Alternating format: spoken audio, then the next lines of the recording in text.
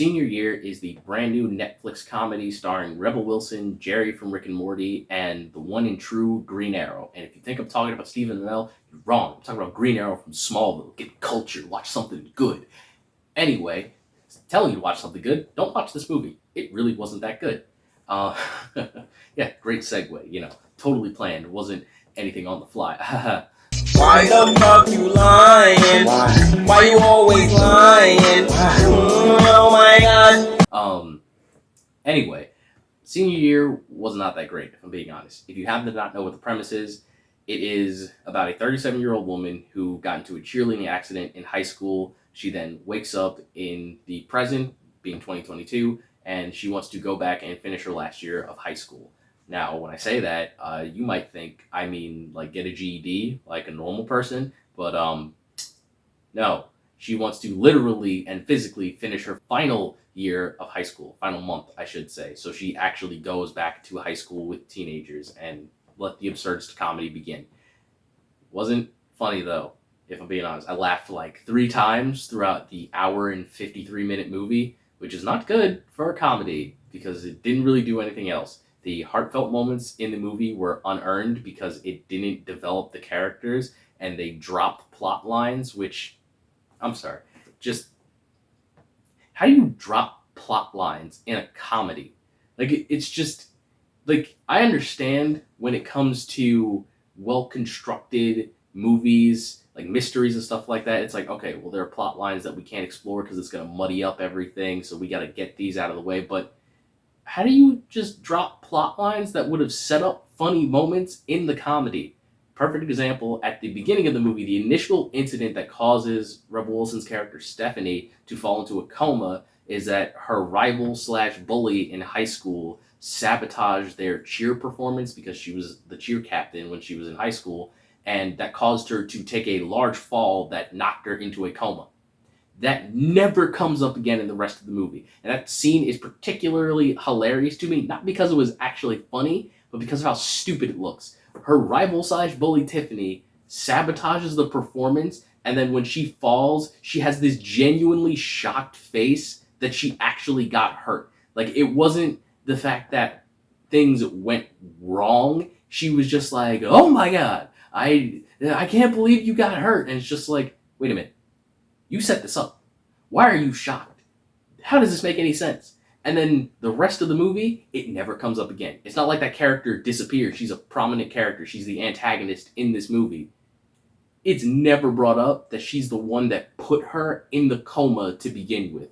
And I don't know why they decided to get rid of that.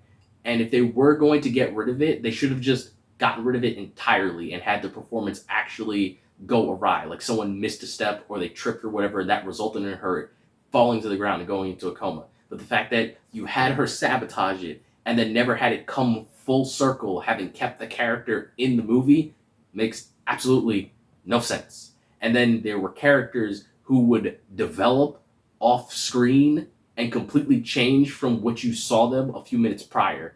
Speaking of Tiffany's daughter, she shows up in the movie as the new antagonist because now that Rebel Wilson is in high school again, it's like, hey, now you have to deal with the daughter of your old high school bully. And it seemed like, okay, like mother, like daughter, she's going to be the antagonist that she's going to have to deal with in high school. But then after the first scene where her daughter is a dick, it's like she just completely loses all of that. And she becomes a character that's like, yeah, my mom forces me to do everything. She forces me to be a social media influencer and be popular and get views and all that. And I don't really care about that stuff. And I'm not actually mean. And it's just like, this went from you suck to you are someone I should feel sorry for in the span of like 2 scenes. And it's like, what is going on here? What is happening here?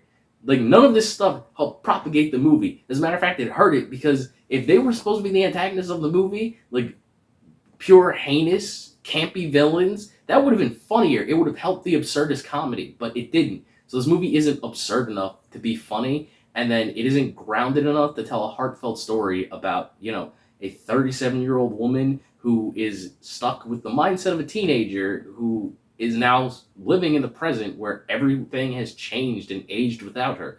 That could have been a heartfelt, interesting story that I'm sure someone has probably told before. But, it could have been intriguing, but all the emotional bits of the movie are completely dropped.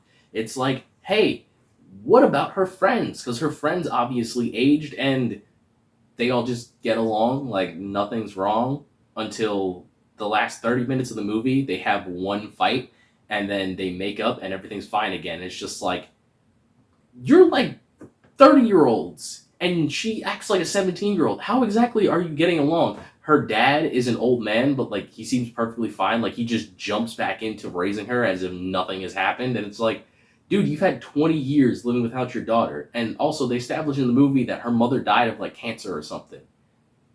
Doesn't really go anywhere, but it's like, how does the dad feel about this? Like, why is he not like overprotective or something? Like, why is he just fine? Like, he just jumps back into everything like nothing has happened. Like, your daughter was in a coma for 20 years. Do you not care? And then the supporting cast, the high school students that she meets, they all are there just for like funny moments. There was only one moment in particular that was funny where they're having this ridiculous dance and one of the dads comes down and sees them and he's like, oh dear God, what am I looking at here? I found that actually funny. That was one of like the 4 jokes in the movie that I laughed at. But those characters don't really do anything in the movie. Some of them don't even get a lot of lines. They just, again, they grow off screen. You meet them, they're nerdy despite being cheerleaders, which is supposed to be popular, in the early 2000s. So now they go through a character arc of the movie of they gain more confidence and then they become popular, and then there's like a montage at the end of the movie where everything's perfectly fine. So this movie kind of just goes through everything and it doesn't execute it in a good way. It's not absurd enough to be funny. It's not grounded enough to be a serious story that's heartfelt and compelling. So it's just there. It just happened. It exists. And there's nothing really for you there. If you want to see a movie that takes this premise, a similar premise, I should say, and makes it good, I'd say check out like Freaky Friday or 17 again, because both of those do the thing of an adult going to high school way better. Granted, it's the inverse, where it's someone with the consciousness of an adult in the body of a high school student, and that's kind of what it goes for. Or you can check out, I believe, Adam Sandler's Billy Madison is something that I've heard is very funny. Don't quote me on that. I haven't seen the movie, and if you're upset that I haven't seen the movie, I'm sorry. But I've heard that one is hysterically funny, that has basically the same premise. So watch those instead of this, because this didn't really do it. I will say one positive, though, is that the actress they picked to play the young Rebel Wilson is fantastic. She is perfect at replicating Rebel Wilson's acting style, so I'm looking forward to see what she does in the future. Netflix is really good at casting young talent, because they did the same thing with the Adam Project, how they cast that little kid to be the young Ryan Reynolds, and now he's been picked up to be Percy Jackson in the new Percy Jackson show, which I'm hyped for because I like Percy Jackson.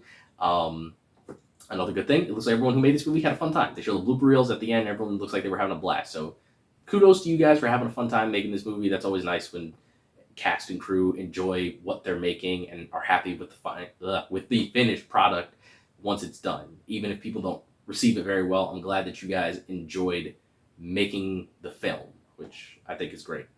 Yeah, honestly, I think that's about it. That's really about it. So, at the end of the day, I'm the innocent villain. Remember, folks, you're innocent until proven villainous, and don't watch this movie. Watch something good. Bye. Hold it! There actually was one last thing beyond everything else that I said that I wanted to mention, and that is they seem to have not liked Generation Z when making this movie, because a lot of the jokes in this movie take pot shots at Gen Z and how they're like oversensitive and are trying to be super inclusive at the detriment of their own individualism, and how they limit what they can say and how they act and dress super weird. And I get that, and I found those few jokes that they had about that in the movie very funny, because I kind of hate Gen Z, and I am one of them, because the things I see and hear that my generation says are just mind-boggling, baffling sometimes, and I'm just like, what is wrong with us? Can we not? So I found those extremely funny. Specifically, I remember there was a joke where a person, like, I don't even remember what she said. It was just so ridiculous. You know what? Here, I'll just put the clip. I don't really think about popularity.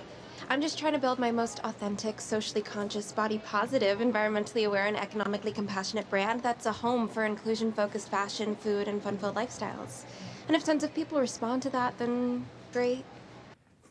That right there was just, I felt my soul try to jump out of my body and smash her head in with a sledgehammer. Like, that was so infuriating for me. But yeah, I'm glad they played it up as them being psycho, because, like, yeah, not the best generation, if I'm being honest. And that's coming from someone who is living as one of them. Anyway, that's actually it. Bye.